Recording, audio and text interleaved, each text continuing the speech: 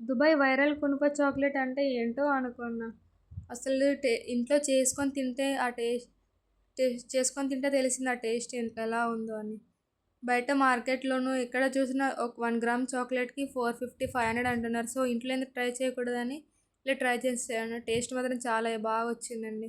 So, first మనం దీనికి నెయ్యి తీసుకొని అందులో పిస్తా, కునుఫా సేమియాని రోస్ట్ చేసుకోవాలి. ఆ తర్వాత చాక్లెట్ కాంపౌండ్స్ తీసుకోవాలి. Dark white and milk compounds తీసుకోవాలి.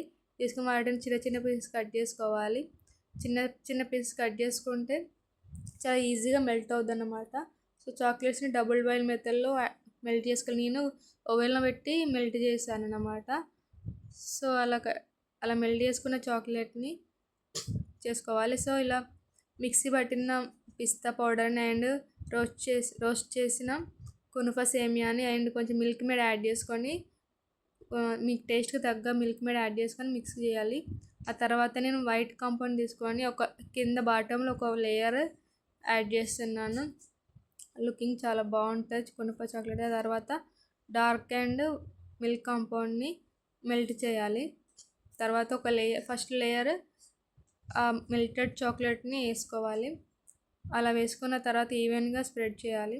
స్ప్రెడ్ చేసి ఒక 2-3 మినిట్స్ డీప్ ఫ్రిడ్జ్ చేయాలి. అప్పుడు అది గట్టిగా అయిపోతుంది.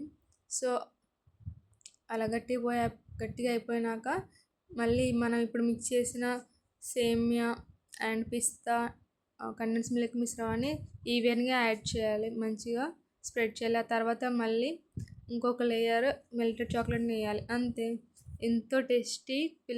మా పిల్లలైతే చాలా ఎంజాయ్ చేసుకుంటూ తిన్నారు. మళ్ళీ మళ్ళీ చేయమని అడుగుతున్నారు. సో, మీరు కూడా ఇంట్లో ట్రై చేసి టేస్ట్ ఎలా ఉందో చెప్పండి.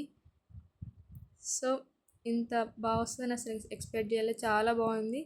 సో, ట్రై చేయండి అందరూ. Thank you.